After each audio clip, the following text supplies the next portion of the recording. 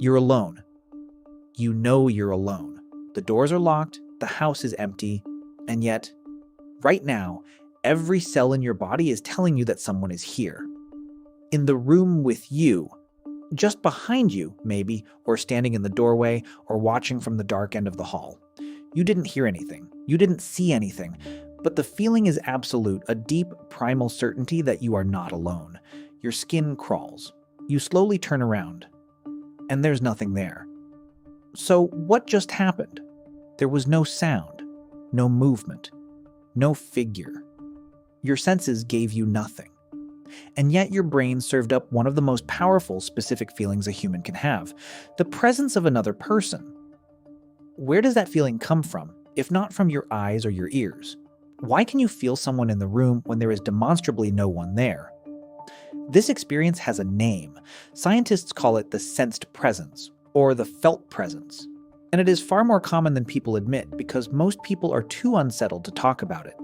It's the intruder you feel in the room during sleep paralysis. It's the companion that exhausted mountaineers and shipwrecked sailors swear was walking beside them. It's the reason you sometimes feel watched in an empty house. And here's the part that makes it so fascinating.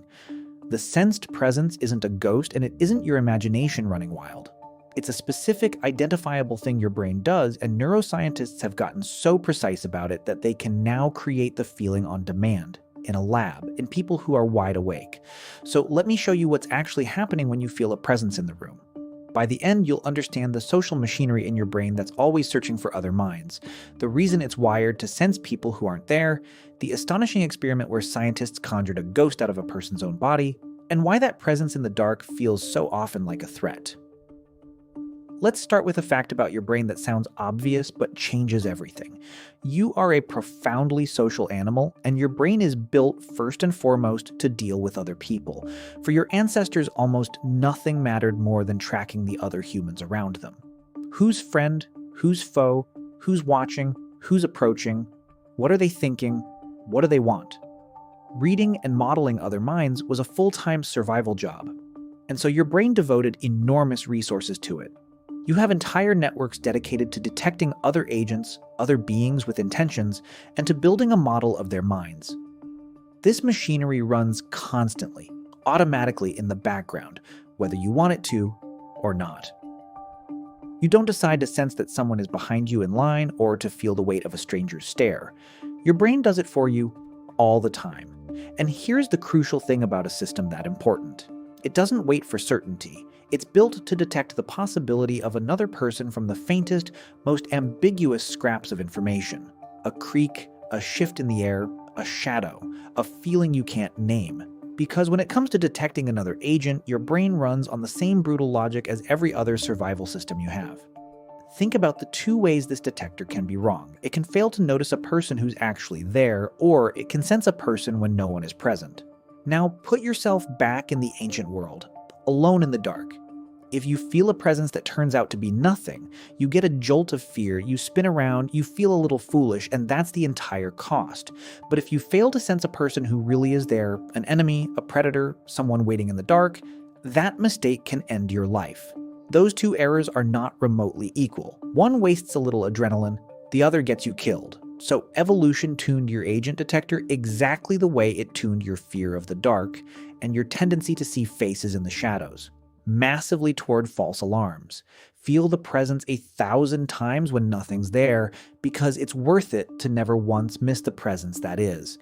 Your brain would rather haunt you with phantom intruders every night than let you be caught off guard even once. The feeling of being watched in an empty room isn't a malfunction. It's that detector doing its job, screaming, "Someone's here," into the silence just in case. So that explains why your brain is so eager to sense other people, but it doesn't quite explain the feeling itself, that vivid physical sense of a specific being in a specific place right behind you. Where does the actual sensation come from? And this is where the science gets genuinely astonishing, because it turns out the presence you feel in the room might not be a stranger at all. It might be you. To understand this, you need to know that your brain is constantly performing a quiet, invisible miracle.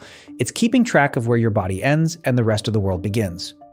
Every moment, it's taking in signals from your muscles, your joints, your skin, your sense of movement and position, and stitching them together into a seamless feeling of this is me, this is my body, and everything else is not me.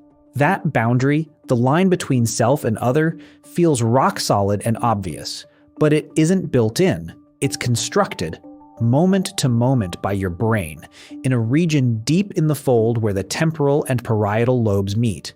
And because it's constructed, it can be broken.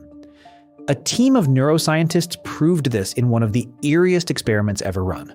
They had people operate a robot with their hands, making movements in front of them, while a second robot behind their back reproduced those exact movements as touches on their body.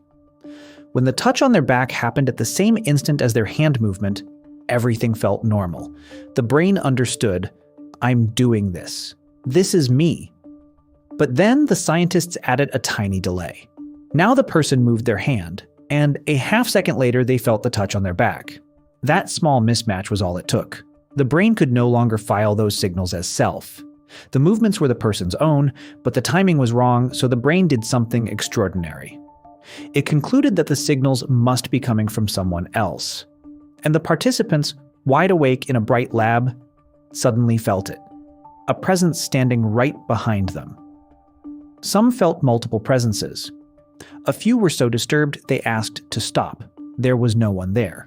What they were feeling was their own body, their own movements, misfiled by the brain as a separate being. And that is a window into what a sensed presence really is.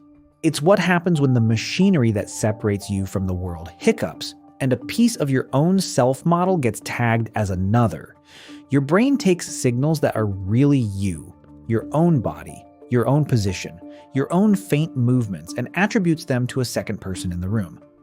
You're not sensing an intruder. You're sensing a fragment of yourself that your brain has failed to recognize as you. So now we have the two ingredients: a social brain desperate to detect other agents, and a self-model that can glitch and spit out a phantom other. And that raises the obvious question: why does this happen so much in the dark, at night, when you're alone, or half asleep? Why then? The answer is that all of those conditions weaken the very systems that normally keep you anchored. Remember, your sense of self and your sense of the world are held together by a steady stream of clear information. In the dark, that stream thins out. You can't see the room clearly, so your brain has less to correct itself with, exactly like it does when it paints faces onto shadows. When you're exhausted, your self-monitoring gets sloppy and unreliable. When you're isolated, alone with no other people to calibrate against, your social machinery has nothing real to latch onto, so it starts generating on its own. This is why the sensed presence haunts extreme situations so reliably. Solo sailors, high-altitude climbers starved of oxygen, explorers pushed to the edge of endurance. They report again and again the overwhelming feeling of a companion who isn't there. There's even a name for it: the third man, the unseen presence that walks beside people in their darkest, most depleted hours. Strip away enough normal input, push the brain hard enough, and the presence emerges. And nowhere is it more intense or more terrifying than in sleep paralysis.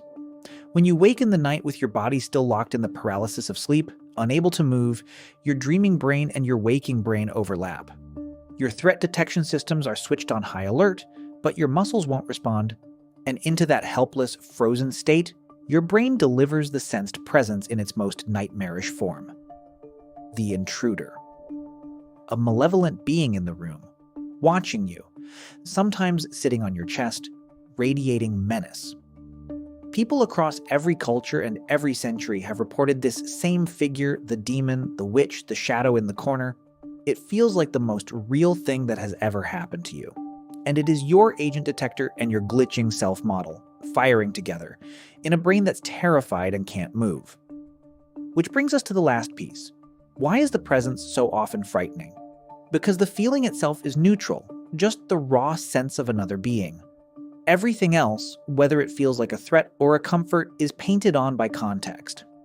Alone in the dark, your threat systems are already primed for danger, so your brain interprets the presence as hostile, a watcher, an intruder, something that means you harm. But change the context and the same phenomenon flips.